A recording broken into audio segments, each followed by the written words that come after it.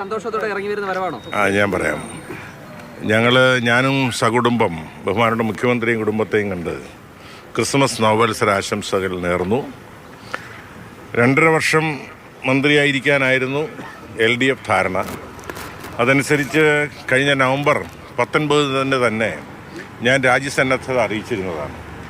എന്നാൽ നവകേരള സദസ് ഉൾപ്പെടെയുള്ള പരിപാടികൾ നടക്കുന്നതുകൊണ്ടായിരിക്കാം എന്നോട് മന്ത്രിസ്ഥാനത്ത് തുടരാനാണ് ബഹുമാനപ്പെട്ട മുഖ്യമന്ത്രിയും LDFും നിർദ്ദേശിച്ചത്. ഇന്നലെ നവകേരള സദസ്സിൻ്റെ സമാപനമായിരുന്നു.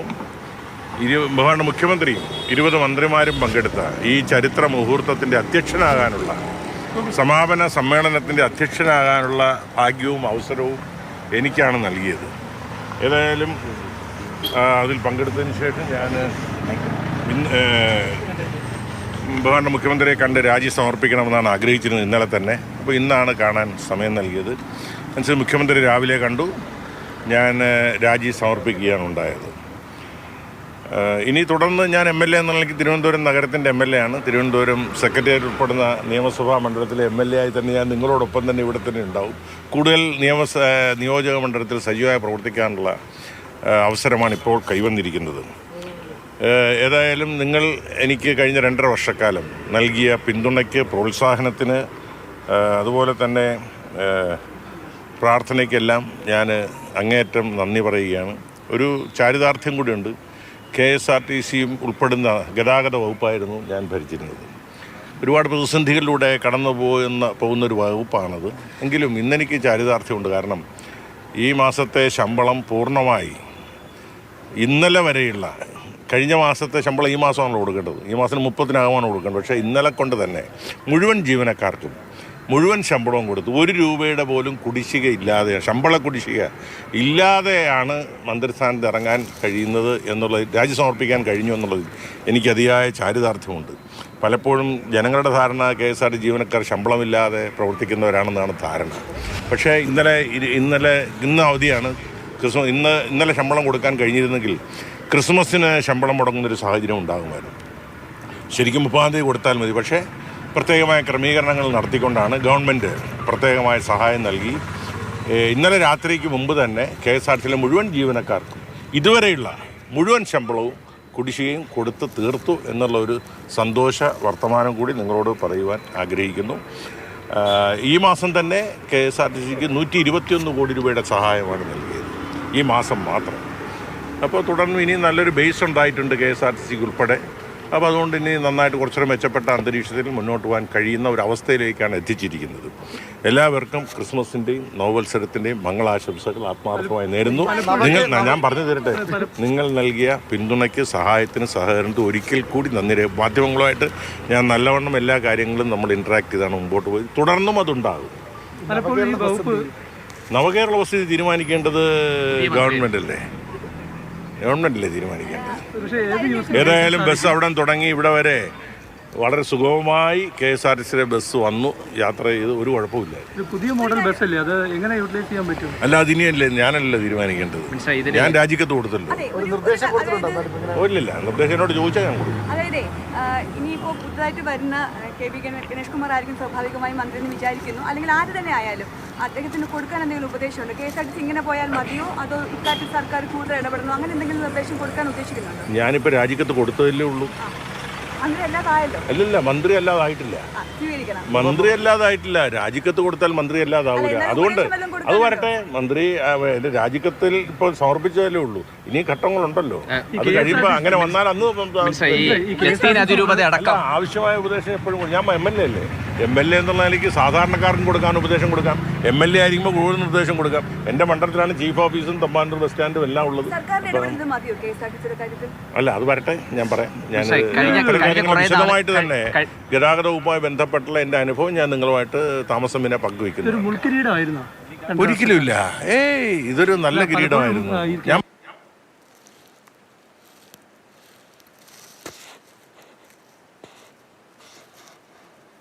ക്ഷമിക്കണം, ഓഡിയോ നഷ്ടമായി. ഒരു നല്ല മന്ത്രിക്ക് ചെയ്യാൻ കഴിയും. അല്ലാതെ സുഗമമായി ഒരു ആരുടെയും സഹായമില്ലാതെ, ഒരു മന്ത്രി ഇടപെടലില്ലാതെ സാധാരണ പോകുന്നൊരു വകുപ്പാണെങ്കിൽ മന്ത്രിക്ക് എന്താ പണി? അതുകൊണ്ട് എന്നെ സംബന്ധിച്ചിടത്തോളം ഒരിക്കലും ഒരു മുൾക്കിരീടമായിരുന്നിട്ടില്ല. ഞാൻ എൻ്റെ കഴിവിൻ്റെ പരമാവധി ആ വകുപ്പ് ഇതുവരെ സംബന്ധിച്ചിടത്തോളം യൂണിയനുകളുമായിട്ടുള്ള ചർച്ച, യൂണിയനുകളുടെ ആ പരിധി വെട്ടിക്കുറച്ചത്, അങ്ങനെ നിരവധിയായ പരിഷ്കാരങ്ങളാണ് അങ്ങ് മന്ത്രിയായിരുന്ന കാലയളവിൽ നടത്തിയത്. ശമ്പളത്തിന്റെ പേരിൽ പലതവണ പരാതി കേട്ടിട്ടുണ്ട് എങ്കിൽ പോലും ഈ യൂണിയന്റെ പ്രവർത്തനം, അതുപോലെ തന്നെ KSRTCയുടെ പുതിയ ബസ് ഇറക്കുന്നു, അതുപോലെ പരീക്ഷണാടിസ്ഥാനത്തിൽ ഓടിക്കുന്നു, ഗ്രാമവണ്ടി ഇറക്കുന്നു. അപ്പോൾ ഇത്തരത്തിലുള്ള നല്ല പദ്ധതികൾ നടത്തി ഇറങ്ങിപ്പോകുമ്പോൾ KSRTCക്ക് എന്താണ് ഒരു പുതിയതായിട്ട് വേണം എന്ന് ഒരു കാര്യം പറയാൻ പറ്റും? അല്ല, അത് ഞാൻ എൻ്റെ രാജി സ്വീകരിച്ചതിന് ശേഷം പറഞ്ഞാൽ പോലെ. ഞാനിപ്പോൾ രാജി സമർപ്പിക്കുമ്പോൾ ഇപ്പോഴും ഗതാഗത മന്ത്രി തന്നെയാണ്. അപ്പോൾ മന്ത്രിയായിരിക്കുമ്പോൾ മന്ത്രിസ്ഥാനത്ത് ഒഴിഞ്ഞതിന് ശേഷം ഞാൻ പറയാം. രാജി കൊടുത്തു എന്നുള്ളതുകൊണ്ട് ഞാൻ മന്ത്രി അല്ലാതാകുന്നില്ല. രാജി സ്വീകരിച്ച് ജീവൻ ഇറങ്ങുമ്പോഴേ ഞാൻ മന്ത്രി അല്ലാതാവുള്ളൂ. ഇപ്പോൾ ഒരു ഉപദേശം കൊടുക്കാനുള്ള സമയം ആയിട്ടില്ല. KSRTCയിൽ അങ്ങനെ ഇപ്പോഴും രക്ഷപ്പെട്ട് തന്നെയാണ് നിൽക്കുന്നത്. നിങ്ങൾ ഇന്ത്യയിലെ മറ്റ് സംസ്ഥാനങ്ങളിലെ പൊതുഗതാഗത സംവിധാനങ്ങളുമായി ആലോചിക്കുമ്പോൾ KSRTC കേരളത്തിൽ പൊതുഗതാഗത സംവിധാനം ഇത്ര മെച്ചപ്പെട്ട സംസ്ഥാനം കുറവാണ്. ഇന്ത്യയിലെ പല സംസ്ഥാനങ്ങളിലും പൊതുഗതാഗത സംവിധാനം അടച്ചുപൂട്ടിയിട്ട് വർഷങ്ങളായി. KSRTC പോലൊരു പൊതുഗതാഗത സംവിധാനം ഇന്നും കേരളത്തിൽ നിലനിൽക്കുന്നല്ലോ. ഉത്തരേന്ത്യൻ സംസ്ഥാനങ്ങളിലെ പൊതുഗതാഗത സംവിധാനം അടച്ചുപൂട്ടി സ്വകാര്യവൽക്കരിച്ചു കഴിഞ്ഞു. അവിടെയാണ് കേരളത്തിൽ ഇത് നിലനിൽക്കുന്നത്. അപ്പോൾ അതുകൊണ്ട് ഇത് ലാഭം ഉണ്ടാക്കാനുള്ളതല്ല. ഞാൻ പറയാറുണ്ട്, പൊതുഗതാഗതം എന്ന് പറയുന്നത് പൊതുജനാരോഗ്യവും പൊതുവിദ്യാഭ്യാസവും പോലെ ജനങ്ങൾക്ക് സേവനം നൽകേണ്ട ഒരു വകുപ്പാണ്. ലാഭത്തിന് വേണ്ടിയല്ല. ഗവൺമെൻറ് കുറേ പണം മുടക്കിയാണെങ്കിലും ജനങ്ങൾക്ക് പൊതുഗതാഗത സംവിധാനം നിലനിർത്തണം. അതിനുവേണ്ടി കുറേ പണം മുടക്കിയാലും കുഴപ്പമൊന്നുമില്ല. ലത്തീൻ അതിരൂപത അടക്കമുള്ളവയായിട്ട് വിഴിഞ്ഞ സമര സമയത്ത് ഏറ്റവും കൂടുതൽ വിമർശനം കേട്ട ഒരു മന്ത്രി അങ്ങയാണ്. അവരുടെ കാര്യങ്ങളിൽ ഏൽക്കുന്നില്ല, അവരുടെ വോട്ട് വാണിച്ച് വിജയിച്ച ഒരാളാണ്. അതിരൂക്ഷമായ വിമർശനങ്ങൾ ഉന്നയിച്ചത് അങ്ങക്കെതിരെയാണ് ആ സമയത്തൊക്കെ. ഇപ്പോൾ അങ്ങ് മന്ത്രിസ്ഥാനത്ത് നിന്ന് പിരിയുമ്പോൾ അവർ വ്യക്തിപരമായ ഏതെങ്കിലും തരത്തിലാണ് വിമർശനം നടത്തിയെന്ന് തോന്നുന്നുണ്ടോ? ഇത് ഞാൻ പറഞ്ഞല്ലോ, എനിക്കെതിരെ ഉയർന്നു വിമർശനങ്ങളൊന്നും തന്നെ അത് വ്യക്തിപരമായിട്ട് എനിക്കെതിരെയുള്ളതല്ല, അതെൻ്റെ കസേരയ്ക്കെതിരെയുള്ള വിമർശനമാണ്. അതുകൊണ്ട് അതിന് വ്യക്തിപരമായിട്ട് ഞാൻ ഒരിക്കലും എടുക്കുകയില്ല. എനിക്ക് അങ്ങനെ എന്നെ വ്യക്തിപരമായിട്ട് വിമർശിച്ചതായിട്ട് എനിക്ക് ഒരിക്കലും തോന്നുന്നു. നിങ്ങൾ തന്നെ എന്തെല്ലാം വിമർശനങ്ങൾ നടത്തിയിട്ടുണ്ട്, അതൊന്നും ഞാൻ വ്യക്തിപരമായിട്ട് എടുത്തിട്ടില്ലല്ലോ, ഇനി എടുക്കുകയില്ല. അതെല്ലാം കസേരയോടുള്ള ഒരു വിമർശനമായിട്ട് ഞാൻ കണക്കാക്കുള്ളൂ. നാളെയും ഈ KSRTCയുടെ കാര്യത്തിൽ ഇപ്പോൾ ഈ മാസവും 121 കോടി രൂപ സർക്കാർ കൊടുത്തു. ഈ സർക്കാർ കൊടുത്തിങ്ങനെ എത്ര കാലം ഇത് മുന്നോട്ട് പോകും? അല്ല, അത് ഈ ലോകമെമ്പാടും സർക്കാരിൻ്റെ സഹായത്തോടെയാണല്ലോ ഈ പൊതുഗതാഗത സംവിധാനം നിലനിൽക്കുന്നത്. കേരളത്തിൽ മാത്രമല്ല. കേരളത്തിലാണ് അല്പം സഹായം കുറവെന്ന് വേണമെങ്കിൽ പറയാം. തമിഴ്നാട്ടിലും കർണാടകയിലും ഒക്കെ ഇതിനേക്കാളും വലിയ സാമ്പത്തിക സഹായം കൊടുത്തുകൊണ്ടിരിക്കുകയാണ്. ഇത് അങ്ങനെയാണെങ്കിൽ ഞാൻ പൊതുജനാരോഗ്യ ആശുപത്രികൾക്ക് വേണ്ടി എത്ര കോടിയാണ് ചിലവാക്കുന്നത്? പൊതുവിദ്യാഭ്യാസം സ്കൂളുകൾക്ക് വേണ്ടി എത്ര കോടിയാണ് ചിലവാക്കുന്നത്? അതിൻ്റെ ഒരു അംശമല്ലേ KSRTC ചിലവാക്കുന്നുള്ളൂ. ഇത് അതുപോലെയല്ല. എല്ലാ കോർപ്പറേഷനുകളെയും പോലെയും പൊതുഗതാഗത സംവിധാനത്തെ നമുക്ക് കാണാൻ കഴിയില്ല. മറ്റേതൊക്കെ അടച്ചുപൂട്ടിയാലും ജനങ്ങൾക്ക് വലിയ ബുദ്ധിമുട്ടുണ്ടാവില്ല. ഏതെങ്കിലും ഒരു സിമെൻറ്റ് ഫാക്ടറി അടച്ചുപൂട്ടിയാൽ വേറെ ഓൾട്ടർനേറ്റീവ് ഉണ്ട്. പക്ഷേ പൊതുഗതാഗത സംവിധാനം നിലനിന്നില്ലെങ്കിൽ ജനങ്ങളെ വല്ലാതെ ചൂഷണം ചെയ്യുന്ന ഒരു ഏർപ്പാടുണ്ട്. അതൊഴിവാക്കാൻ പൊതുഗതാഗത സംവിധാനം നിലനിൽക്കുന്നത് തന്നെയാണ് നല്ലത്. അതിനുവേണ്ടി ഗവൺമെൻറ് ഇന്ന് ചിലവാക്കുന്നതിനേക്കാൾ കുറേ കൂടി ചിലവാക്കിയാലും നഷ്ടമൊന്നുമില്ല. പിന്നെ പ്രധാനമായിട്ട് 70 കോടി രൂപ പെൻഷനാണ് കൊടുക്കുന്നത്. ആ പെൻഷൻ മാറ്റിവെച്ചാൽ 20 കോടി രൂപയുടെ ധനസഹായം മാത്രമേ പ്രതിമാസം ഗവൺമെൻറ് നൽകുന്നു. വെറും 20 crores. ആ 20 കോടി മാത്രം കൊടുത്തുകൊണ്ട് ഇന്ത്യയിൽ ഏത് പൊതുഗതാഗത സംവിധാനമാണ് നിലനിൽക്കുന്നത്?